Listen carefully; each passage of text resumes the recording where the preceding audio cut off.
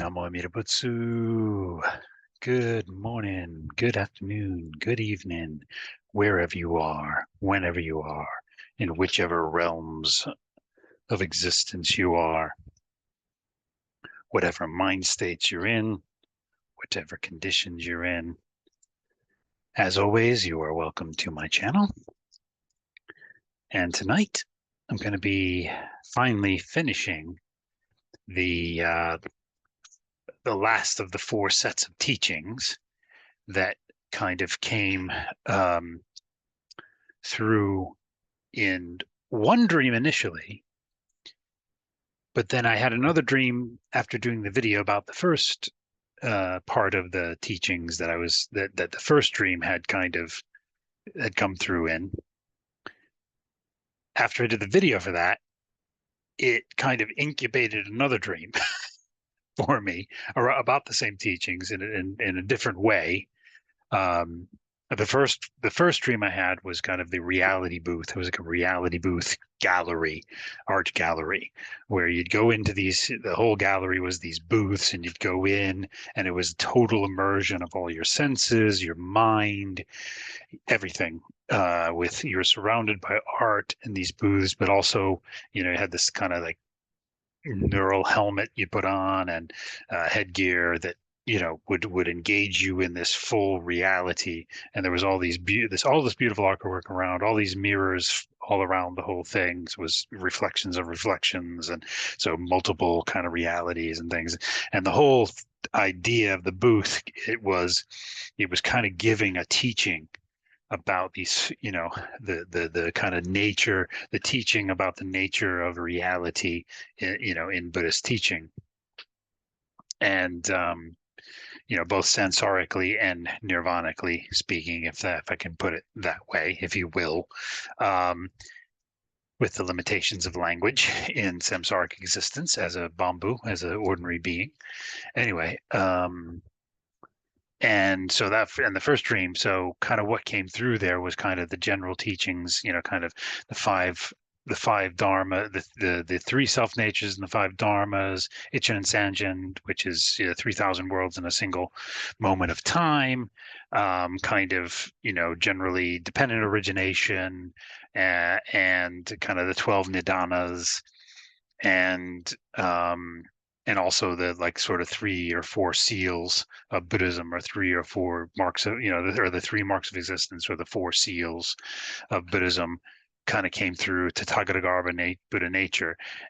All that was kind of coming through. It was kind of the whole experience of these in this dream was that the teaching just came from that reality booth itself directly to you, kind of thing was the idea. But I also heard the teaching in the headphones, and kind of it being taught sort of verbally as well, you know and then, so that was the first dream. And so I did the 2 episodes ago, I did that. The first episode about it, I was able to cover in an hour, uh the 3 self natures and the 5 dharmas, as well as the 3,000 worlds in a single moment of time, or single thought moment. And that was it. And so then I had another, that the night I made that video to describe the dream, and then go over some of those teachings that came through in that dream, or was trying to be taught in that dream somehow. I then had that making that video kind of incubated a dream where there was these 4 different paths. And so this part of the image here was the reality booth, you'll remember from the other wallpaper. And then these other images here, 1, 2, 3, 4, were kind of there was 4 different roads in the second dream. And on each road there was I was reflecting in the dream, kind of, or talking about the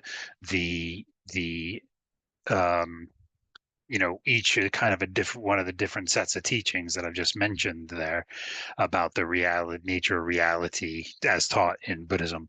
And so each of the roads was really different, was a very different world, different time in my life, or different time in the world. And so it was like it was a completely different world in each part of the dream. Each road was like basically a whole different world or universe in itself, kind of thing. And also when I'd get to my destination on these roads to find other people that I was catching up with or going to do something with, we were talking about the Dharma as well, about those teachings when I got there a bit. So anyway, or in some way it was playing out. It's hard to explain, but anyway, so it kind of reminded me I needed to, I really, it kind of encouraged me or reminded me I should cover the other two sets of teachings. So that's what I did. In the second video, I covered another, I covered the 12 Nidanas and dependent origination in the second video. So I still didn't get to the fourth set of teachings that I wanted that was in the dreams. So for this last one, I've melded the two dreams together. In the reality booth has finally tuned into the other dream. Anyway, that's the conceit anyway for the image. And this was kind of melded them together. Anyway, I didn't have a third dream on this subject yet. But tonight I'm going to finish the fourth set of teachings, which is on the three marks of existence, or the four seals of Buddhism, or three seals, or four seals, or three marks, or So anyway, and Buddha nature and Tathagata teaching. I'll see how much I can fit in this one tonight of those readings. But so let's, without further ado, I'm going to share my screen with myself right now, so you guys can see the what I'm reading from. So yeah, we'll start with the three marks of existence. And yeah, this is from the Encyclopedia of Buddhism. As always, any websites or works that I read on here, it's for educational purposes, fair use. The copyright is the owner of the works and the websites. I'm just, like I said, using them for educational purposes and that sort of thing. So we'll start here. So I'll just adjust my mic there a little bit. The three marks of existence. So three marks of existence, or the three characteristics of conditioned phenomena, are, in brief, I'm going to it's pretty blown up already. I'll just put up one more. Get to 175 for you guys. You can see it easier on the screen. Let me maximize that. I don't know, actually, can you still see? Oh no, I'll just leave it like that. Okay, so anyway, so three marks of existence, or the three characteristics of conditioned phenomena, are, in brief, impermanence, anicca, suffering, unsatisfactoriness, dukkha, and not self, or anatta. In the Pali tradition, these three marks are used to distinguish between Buddhist beliefs and non-Buddhist beliefs. According to Visuddhimagga, realization of the truth of these three marks constitutes enlightenment. We'll just have a little reminder about Visuddhimagga, who that was, or what that was. Visuddhimagga, aka the Path of Purification, is a treatise on Buddhist doctrine written by Buddhaghosa in approximately the 5th century in Sri Lanka. So just to do that. Okay, and so full expression in the polytext. The complete statement of the three marks from the polytext is all sankharas, compounded things, are impermanent. All sankharas are unsatisfactory. Oh yeah, so I'll start again. So one, all sankharas, compounded things, are impermanent, or sabe sankhara anicca. Two, all sankharas are unsatisfactory, sabe sankhara dukkha. Three, all dharmas, all things, including the unconditioned, are without self, sabe dhamma anatta. So explanation. Impermanence. Impermanence refers to the fact that all conditioned things, kara, are impermanent, constantly changing, and in a constant state of flux. Piyadasi Tera writes, let's just look who that was. So Piyadasi Tera, 1814 to 1898, is best known as a great preacher of the Dhamma, both in Sinhala and in English, and it was in this field that his popularity was foremost. Okay, so go. So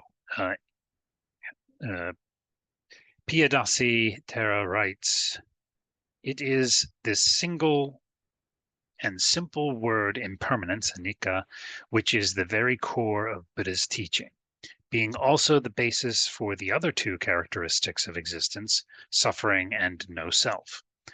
The fact of impermanence means that reality is never static, but is dynamic throughout. And this, the modern scientists are realizing to be the basic nature of the world without any exception. I'm often talking about that, how science points toward it's like a kind of a finger pointing at the moon, as it were. It points toward the Dhamma, is discovering what the Buddha taught, thousands of years ago. So, and that Buddhas and Bodhisattvas have been teaching for countless kalpas.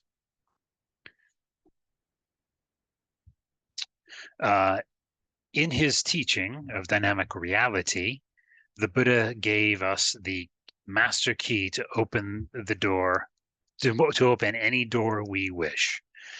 The modern world is using, that's what I was kind of saying this during the last session, how amazing it is that, we have these teachings that describe reality and how it kind of, comes into existence, goes out of existence moment to moment, and just the precise processes by which that occurs, how the Buddha was so precise in teaching this, and how this was so precisely and accurately developed by our, Dharma masters. Anyway.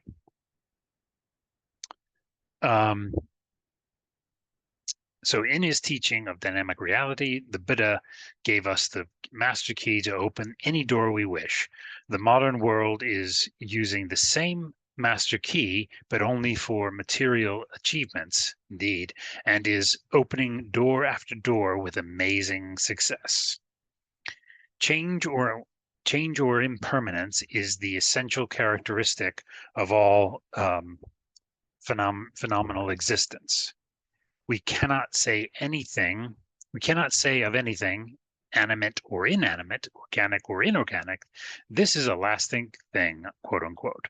For even while we are saying this, it would be undergoing change. All is fleeting. The beauty of flowers, the bird's melody, the bee's hum, and a sunset's glory. All compounded things, that is, all things which arise in the as the effect of causes, which in turn give rise to effects can be crystallized in the single word anicca, impermanence. All tones, therefore, are just variations struck on the chord, which is made up of impermanence, suffering, unsatisfactoriness, and no self nor soul, anicca, dukkha, and anatta. Camouflaged, these three characteristics of life prevail in this world until the supremely enlightened one reveals their true nature. It is to proclaim these three characteristics and how through complete realization of them one attains the deliverance of the mind that a Buddha appears. This is the quintessence, the sum total of the Buddha's teaching. Smith and Novak write, nothing in nature is identical with that. Nothing in nature is identical with what it is. Sorry, one more time. Nothing in nature is identical with what it was the moment before. In this, the Buddha was close to modern science, which has discovered that the relatively stable objects of the macro world derive from particles that are so ephemeral that they barely exist. Indeed. To underscore life's fleetingness, the Buddha called the components of the human self skandhas, or skeins, that hang together as loosely as yarn, and the body as a heap, its elements no more solidly assembled than grains in a sand pile. But why did the Buddha belabor a point that may seem so obvious? Because he believed we are free from the pain of clutching for permanence only if the acceptance of continual change is driven into our very marrow. Indeed. Dukkha. Because all conditioned things are impermanent, and because we fail to recognize this and instead cling to things as if they are permanent, there is suffering, pain, unsatisfactoriness, sorrow, affliction, anxiety, dissatisfaction, discomfort, anguish, stress, misery, frustration, and so on. This is dukkha. Dukkha is the stress, dissatisfaction, suffering, and so on that is experienced by all sentient beings who are not fully enlightened. That is very true. Anatta. Upon careful examination, one finds that no phenomena, sorry, I'll try reading that one more time. Upon careful examination, one finds that no phenomenon is really I or mine. These concepts are in fact constructed by the mind. By analyzing the constantly changing physical and mental constituents, skandhas, of an individual, the practitioner comes to the conclusion that neither the respective parts nor the person as a whole comprise a self. Application. Realization of. According to Buddhist tradition, a full understanding or realization of the three marks of existence can bring an end to suffering, dukkha nirodha. In other words, realization of the truth of these three marks of constituents, in other words, realization of the truth of these three marks constitutes enlightenment. So yeah, I mean, if you truly see the true nature, if you truly see, your mind can actually see that, can cultivate and come to a point where you see the truth, then you're a Buddha. You're an extraordinary being. You have extraordinary causes and conditions. And so you're not a bamboo like most of us. So we'll have to wait until you know we have to wait until a lifetime where we experience, where Shinjin arises and settles, and then we're born, and then after that, in that provisional existence, when that provisional existence ends, in which Shinjin arises and settles, then we get to this, and we're brought to the stage of non-retrogression by Amida. Then in that provisional existence ends, and we're born in the Pure Land, then we can experience this. We can see the true nature of reality. We can see, have a full, true realization and understanding when we're born in the Pure Land as, Buddhas by Amida Buddha's vow power. Anyway, okay, so within Vipassana meditation, Sayagyi U Bakin writes, let's see who that is.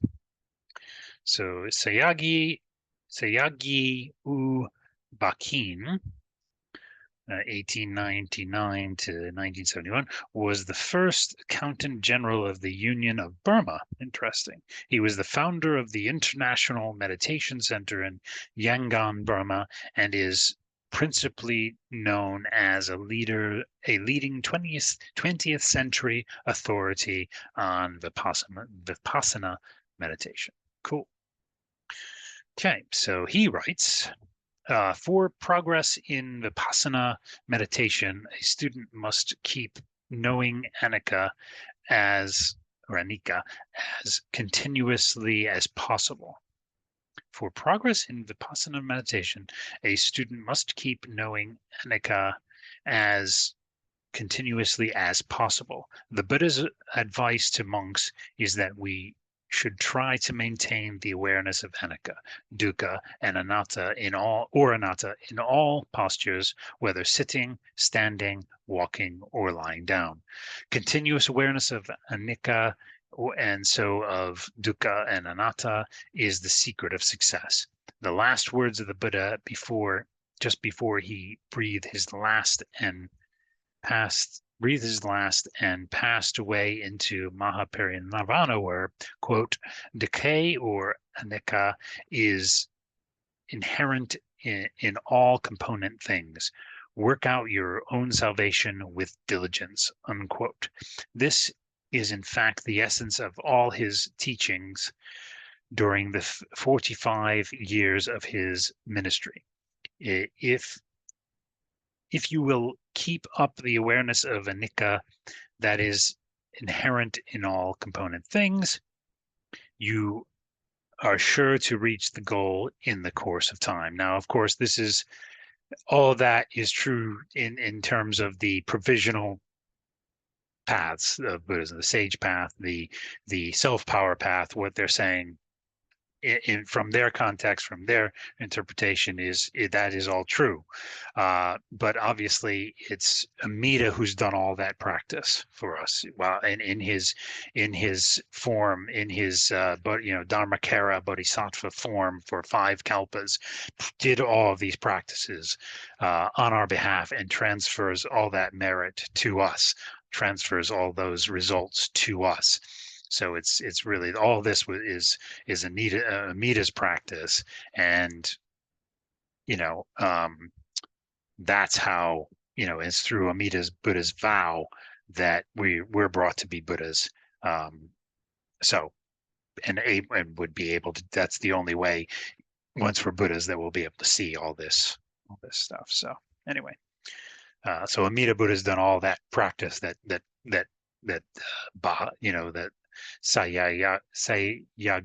Sayagyi U Bakin writes about here. Amida Buddha has done all that practice for us, and transfers his merit from those 5 kalpas of practice to us. So,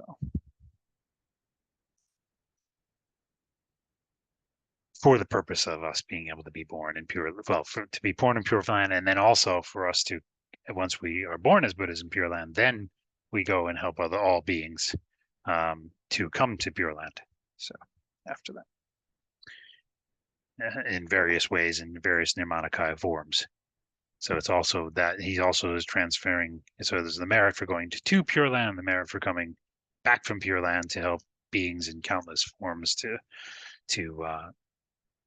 come to realize Amida Buddha's um,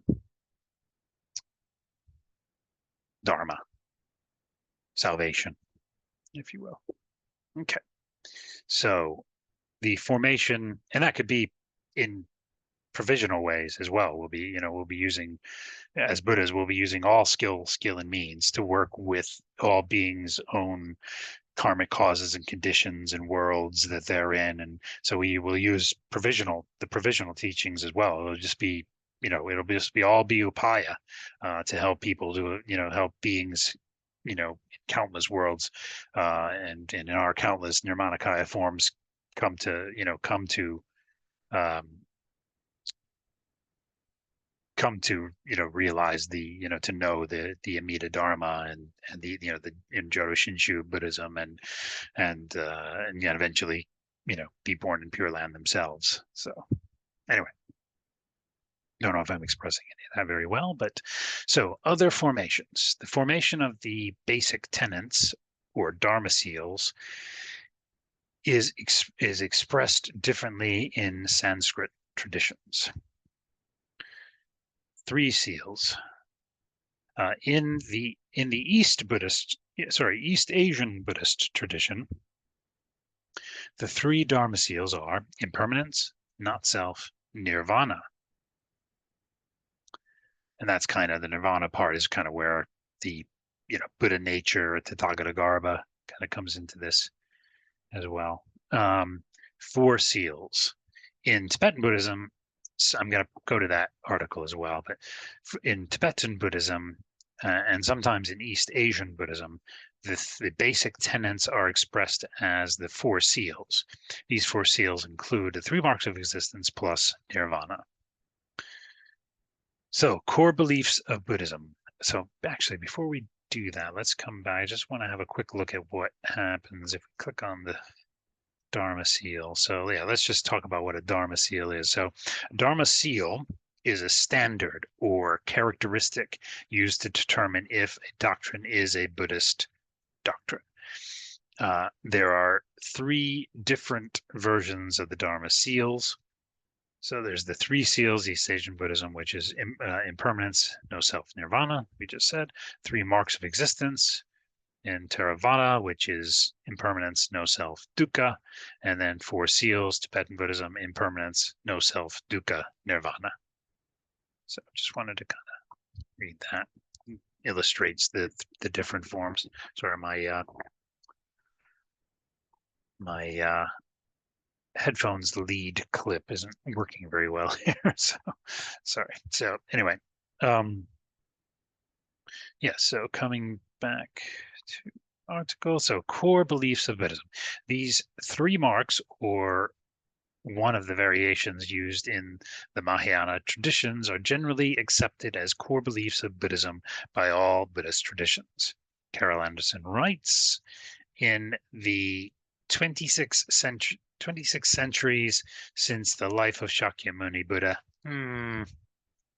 might be a bit more than 26 centuries, but anyway, in the 26th century since the life of Shakyamuni Buddha, Buddhism has developed into a diverse religion, rich with culture, beliefs, and practices that can vary between different traditions. As Buddhism spread into new regions, it became enmeshed in the regional religious beliefs.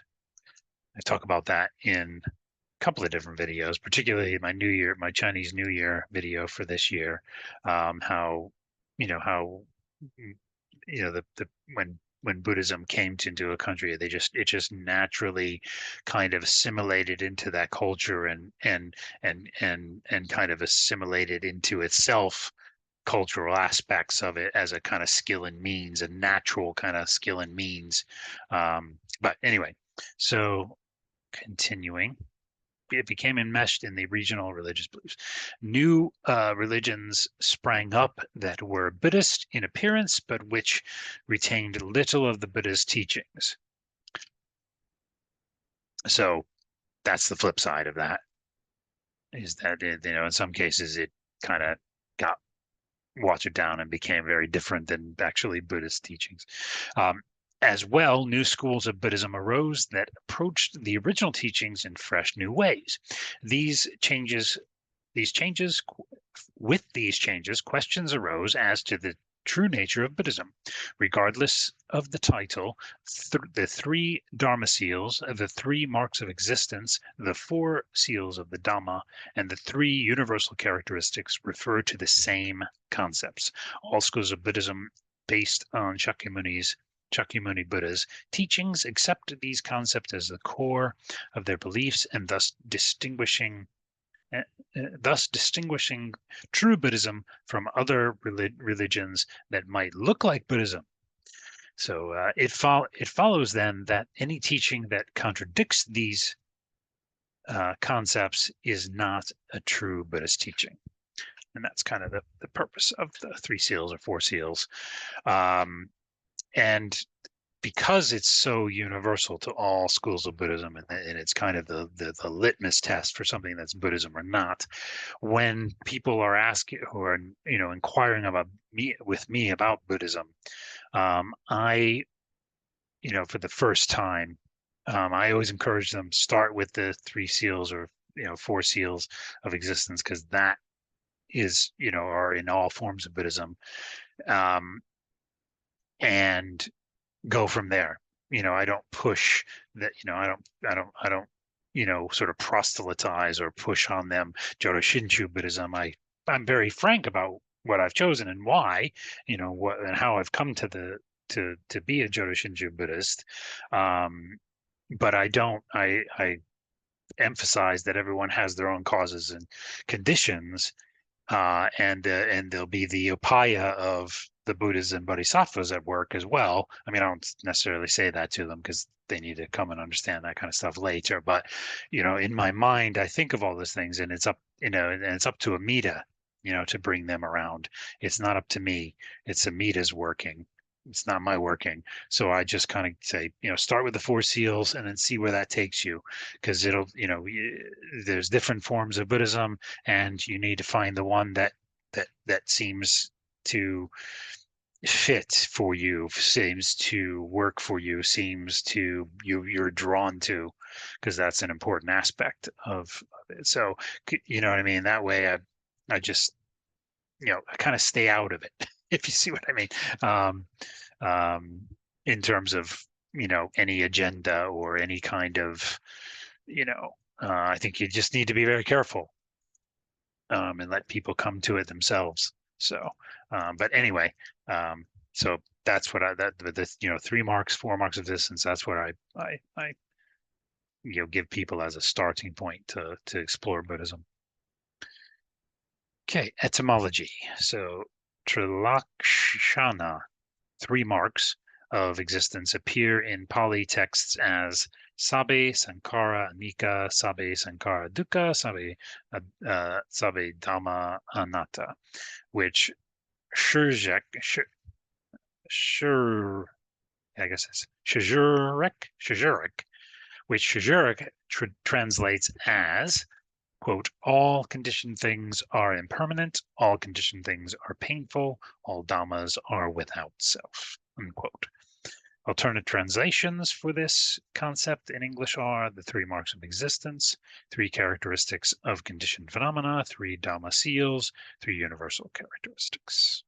And that is the end of that article. So let's go over to the 4 seals. So I'm going to just stick with the Encyclopedia of Buddhism and just explore this a little bit. There's not too much here, but I think it's important. I hope I'm not going to run into another video. I'm gonna have to do a 4th video for the 4 to cover the 4 to totally cover the 4 sets of teachings. I was kind of putting the 4 seals / 3 seals together with the ideas of Buddha nature, Tathagata, Nirvana, as the other, not the other side, but the true nature of reality is Buddha nature, is Nirvana, is kind of Tathagata. But then again, samsara is none other than Nirvana. So anyway, Right, so let's go into this. So the Four Seals are considered to be the fundamental tenets of Buddhist philosophy in the Tibetan Buddhist tradition. These seals are described as distinguishing characteristics of Buddhism. From the Tibetan Buddhist perspective, if all, quote, if all these four seals are found in a path or a philosophy, it can be considered the path of the Buddha. This formation is also sometimes used in the East Asian tradition. The East Asian tradition also refers to the three Dharma seals. Okay, the four seals in English. There are multiple translations of the expression of the four seals into English. Genche Thupten Jinpa translates the four seals as follows. 1. All conditioned phenomena are impermanent and suffering. 2. All contaminated phenomena are by nature suffering. All phenomena are empty of self-existence. Nirvana is true peace. And then Jongsar Khyentse Rinpoche, apologies for my pronunciation, translates these four seals as follows. 1. All compounded things are impermanent. All emotions are painful. All phenomena are without inherent existence. Nirvana is beyond description. Oh, yes, it is. Like I was just like I just was running into moments ago. The four seals in Tibetan. The four seals are expressed in the Tibetan language as follows. I do not read Tibetan script or Tibetan calligraphy or Tibetan hieroglyphics or whatever that is referred to as. The four seals, so you can just see them there. The four seals are referred to by many different names in Tibetan language. For example, Fyag, Rigya, Bizi, the four seals. I'm not going to try to pronounce it, so it's referred to in the English translation of the four different ways is the four seals. The four seals the four seals proving the Dhamma. Interesting. The four seals which distinguish the view, also interesting. Four summaries of the Dharma. Very interesting. I kind of like that. So, significance of the four seals. The four seals are said to be the hallmark of Buddha's teaching, and it is often said that the mark of a real Buddhist is that he or she accepts these four. On the physical level, taking refuge is said to be the entrance to the Buddhist path, and that which serves to distinguish Buddhists from non-Buddhists. But in terms of right view, these four statements encapsulate the uniqueness of the Buddhist teachings and set the Buddha-Dharma apart from all other religions and philosophies. Indeed, they do, and indeed it is separate and apart from all other religions and philosophies. It's very different. There are things in other religions that you can kind of look at through different interpretations and a little bit of kind of tweaking, kind of pointing toward truths that Buddhism, perfectly expresses, whereas these other religions imperfectly, somewhat kind of express the truth. But anyway, origin of this expression. Philip Stanley has noted that the four seals do not appear in the early Tibetan sources on Buddhist terminology. The Maha Vyutpati, Madhya Maha Madhya Vyutpati, or Kawa Palsek's memoranda on Dharmic enumerations. According to his research, The first Tibetan author to mention these 4 seals was Longchen Robjam in his Treasury of Philosophical Tenets. The scholar Bhutan mentions 3 seals, an enumeration that is also to be found in Indian sources such as Shakya Prabha, Shakya Prabha Prahabhyavati. Wow. So just going to have a look at who this is. So Kawa Paltsek was one of the 25 disciples of Guru Rinpoche during the Tibetan Empire period. So there you go. Let's see who else here. Lodchen Robjam, commonly abbreviated to Longchenpa, was the greatest scholar yogi of the Nyingma school of Tibetan Buddhism. So there you go. And then Bhutan. Let's have a look. Bhutan Rinchen Drub. Bhutan Rinchen Drub, 11th abbot of the Shalu monastery, was a 14th century Shakya master and Tibetan Buddhist leader.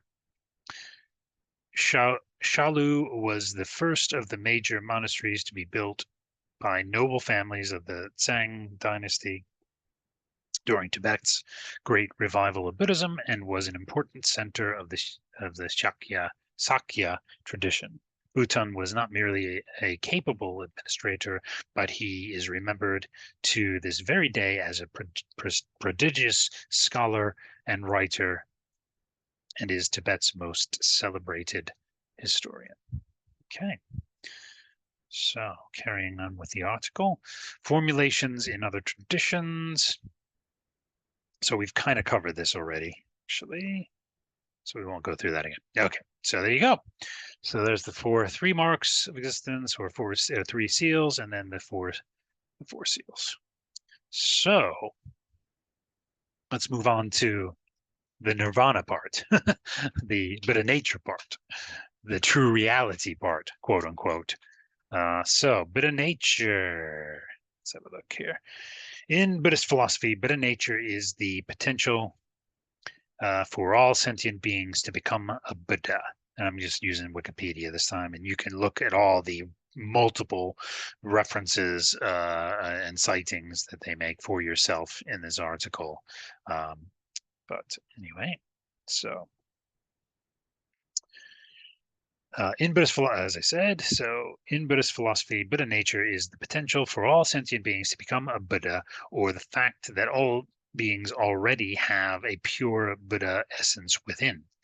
Buddha nature is the common English translation for several related Mahayana terms, most notably Tathagata or Buddha-Dhatu, but also Sugatagarbha and Buddha-Garbha.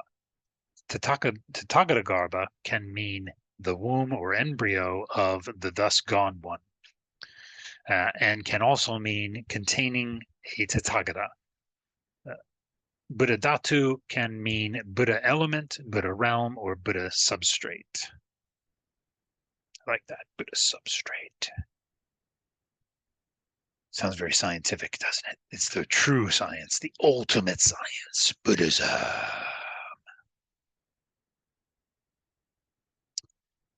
Buddha nature. So Buddha nature has a wide range of sometimes conflicting meanings in Indian and later East Asian and Tibetan Buddhist literature. Broadly speaking, it refers to the belief that the luminous mind, the quote, the natural and true state of the mind, unquote, which is pure mind undefiled by kleshas, is inherently present in every sentient being and is eternal and unchanging. Sure, I like the word eternal. Um, Maybe beginningless, unborn might be better way to put that. Um, uh, True suchness. I'm not sure, but anyway, difficult concepts to put into words. It will shine forth when it is cleansed of the defilements. That is, when the nature of mind is recognized for what it is. So, yeah. So, and in Jodo Shinshu Buddhism, we're given Amida Buddha's Buddha mind through through his working, through the arising of Shinjin, through the settling of Shinjin and non-retro in the state of non-retrogression, through his power, we're given his mind. Um, um, and when we're born in the Pure Land, after a lifetime where that happens, then and we're born and we when we die in that lifetime, we're born in the Pure Land. We that's when it will shine forth, when it is cleansed of all defilements. That is when the nature of mind is recognized for what it is, and that's when we'll realize the nature of mind, recognize the nature of mind for what it is when we're born in the Pure Land. So the Mahayana Mahaparinirvana Sutra, written second century CE, which was very well, yeah, well, anyway, um, which was written down then. Um, anyway, which was very influential in the Chinese reception of these teachings, linked the concept of Tathagata with Buddha-Dhatu. The term Buddha-Dhatu originally referred to Buddha relics. Um, in the Mahaparinirvana, I've always been fascinated with Buddha relics. Actually, I might do a video at some point on them. Um, anyway, in the Mahaparinirvana, it came to be used in place of the concept of Tathagata, reshaping the worship of physical Buddha relics of the Buddha into worship of the inner Buddha as a principle of salvation. I would probably use, instead of worship, the reverence of, um, the reverence of, or the focus of, maybe, rather than worship, because we don't really worship Buddhas or even in Buddhism. Um, so I might just read that again so in the Mahaparinirvana, it it came to be used in place of the concept of Tathagata, reshaping the reverence of physical Buddha relics of the Buddha, or focus on physical relics of the Buddha, into reverence of, or focus on, the inner Buddha as a principle of salvation.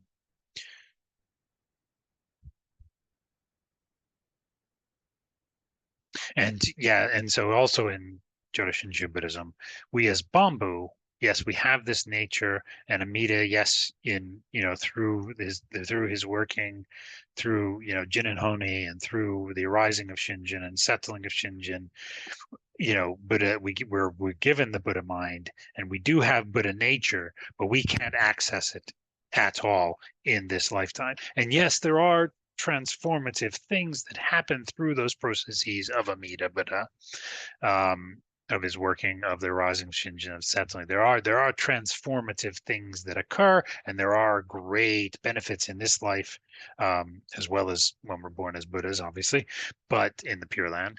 But um, we don't have access to that. We don't have access to any of this. We know it's the teaching, and we might be able to kind of sense that that's true somehow intuitively, that this is true.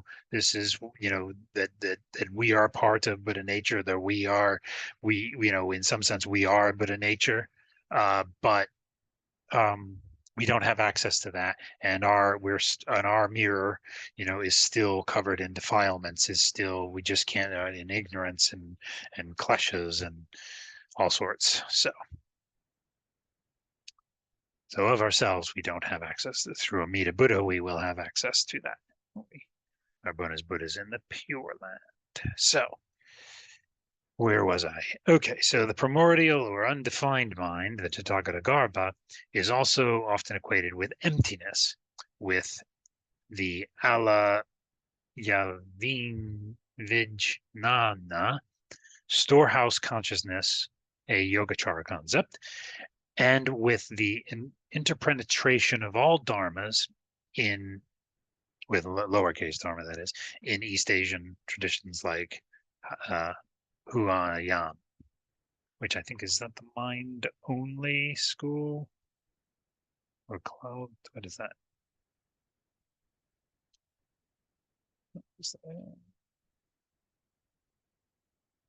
Anyway, come back to the article. Buddha nature ideas are central to East Asian Buddhism, which relies on key Buddha nature sources like the Mahaparinirvana, that's the sutra, that is. In Tibetan Buddhism, Buddha nature ideas are also important and are often studied through the key Indian treatise on Buddha nature, the Ratna Gotra Vibhaga. Whew, that is a mouthful, but a good mouthful nonetheless. All right. Etymology. Tathagata. The term Tathagata may mean embryonic Tathagata, womb of the Tathagata, or containing a Tathagata.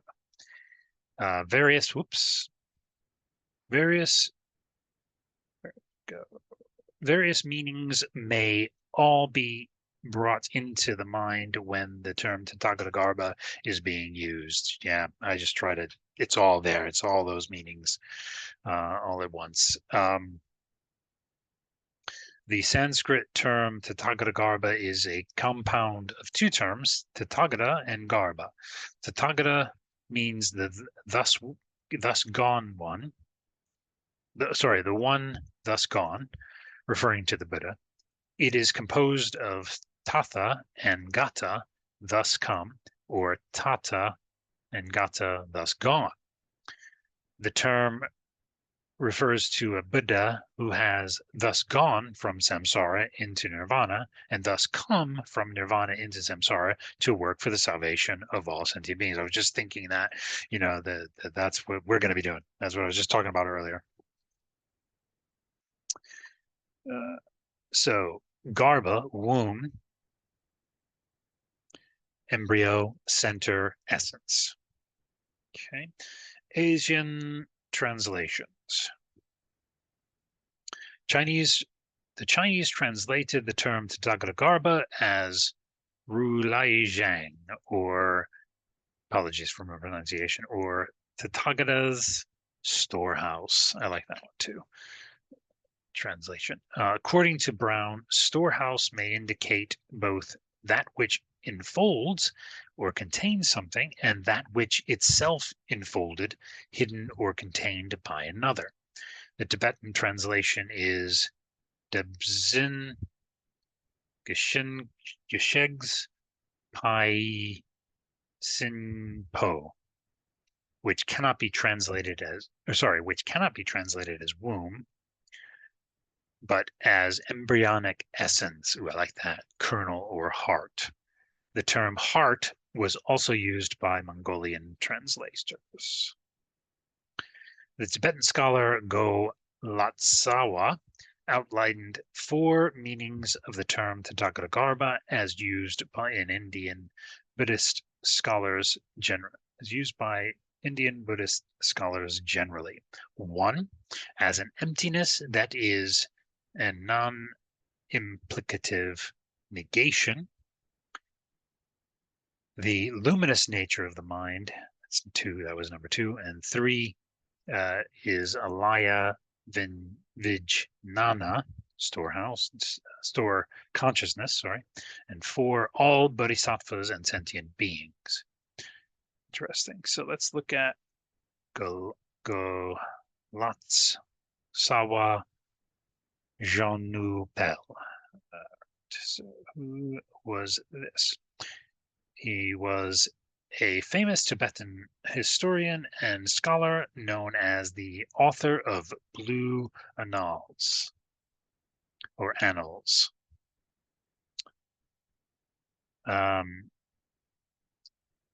Life and achievement. He was born 1392 at Iho-ka, Pyongyang Rinyas. He was a student of the 5th Karmapa Lama, Denshin Shekpa, from whom he received bodhisattva precepts as well as Tsongkhapa, and was a teacher of the 6th Karmapa, Thongwan Donden. He was the abbot of the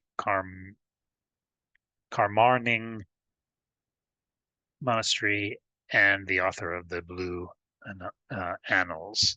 So let's see what the Blue Annals are. The Blue Annals, completed in 1476, written by who we've just been talking about, is a Tibetan historical survey with a marked ecumenical view, focusing on the dissemination of various sectarian spiritual traditions throughout Tibet. Interesting. So kind of like the Tibetan version of the Varieties of Spiritual Experience by William James. Anyway, but probably much more extensive and more precise. Anyway. So let's go back to the article. Right. Western translations. The term Tathagata first appears in the Tathagata Sutras, which date to the second and third centuries CE. It is translated and interpreted in various ways by Western translators and scholars. According to Sally King, the term Tathagata may be understood in 2 ways. 1, the embryonic Tathagata, the incipient Buddha, the cause of Tathagata, the Tathagata. 2, womb of the Tathagata, the fruit of Tathagata. According to King, the Chinese Rulai Zhang was taken in its meaning as womb or fruit.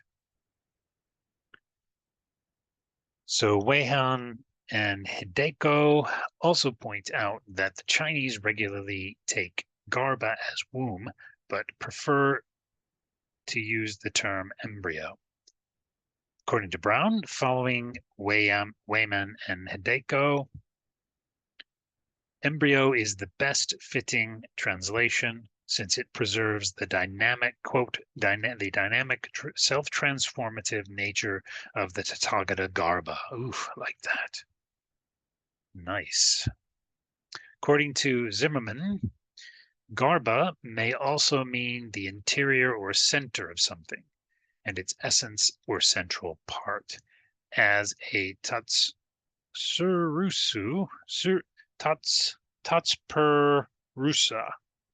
as a tatspurusa, it may refer to a person being a womb or a container of the Tathagata. What is a tatspurusa?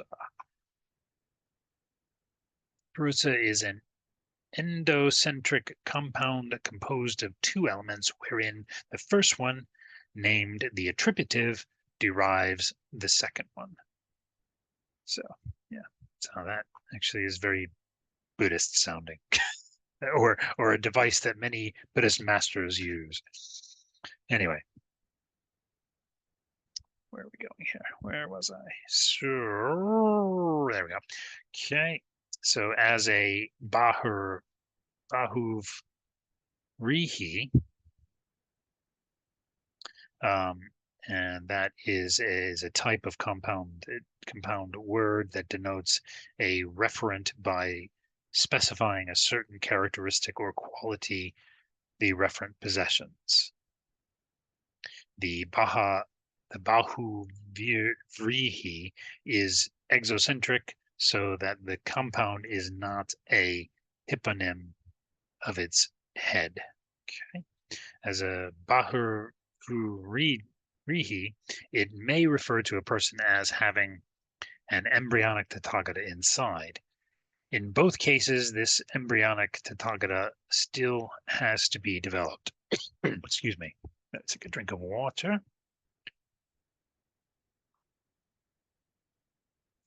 So, yeah. Zimmerman concludes, sorry about that.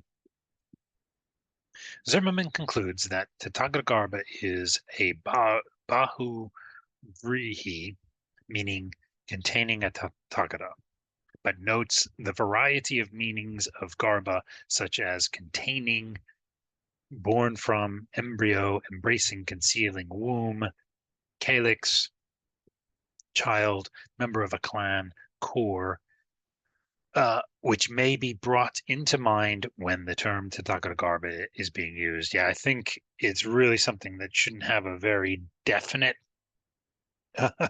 meaning or word or association, because it's kind of get the meaning of it, not the word kind of thing. And at the same time, keep all the words at once kind of in your mind. Just don't limit it. I would say it's an unlimited thing, so don't limit it in its meaning kind of thing. Anyway, in addition to Zimmerman's statement that Tathagata most naturally means containing a Tathagata, Paul Williams notes that Garbha also means womb matrix or seed embryo and the innermost part of something. The term Tathagata Garbha can also imply that sentient beings have a Tathagata within them in seed or embryo, that sentient beings are the wombs or matrices of the Tathagata, or they have a Tathagata as their essence, core, or essential inner nature, unquote. According to Williams, the term Tathagata Garbha may also have been intended to simply answer the question how it is possible that all sentient beings can attain the state of Buddha. That's a good translation or meaning as well. So Buddha-Dhatu, the term Buddha nature is closely the term Buddha nature is closely related in meaning to the term Tathagata Garbha, but is not an exact translation of this term. It refers to what is essential in the human being. The corresponding Sanskrit term Buddha-Dhatu, the corresponding term Buddha-Dhatu, it has two meanings, namely the name of the Buddha, equivalent to the term Dharmakaya, and cause of the Buddha. The link between the cause and the result is the nature, or dhatu, which is common to both, namely Dharma dhatu.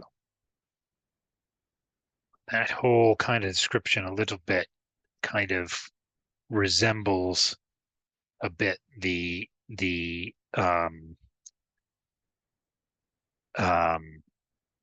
what happens to a bamboo when Shinjin arises and settles, and you still have the bamboo mind, but simultaneously you have the Buddha mind, but don't have access to it.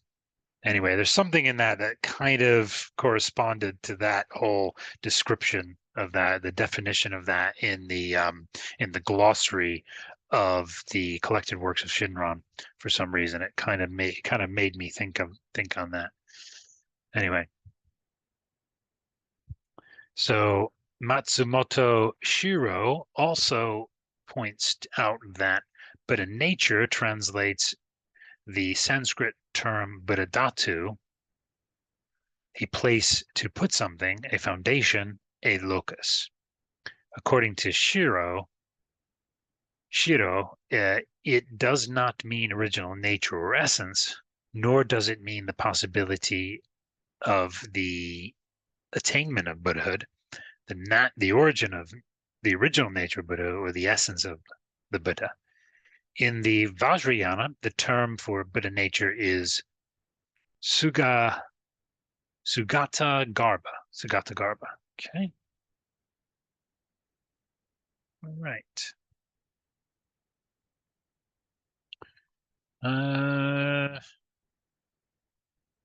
Let's see. Like how much? Oh, there's quite a bit.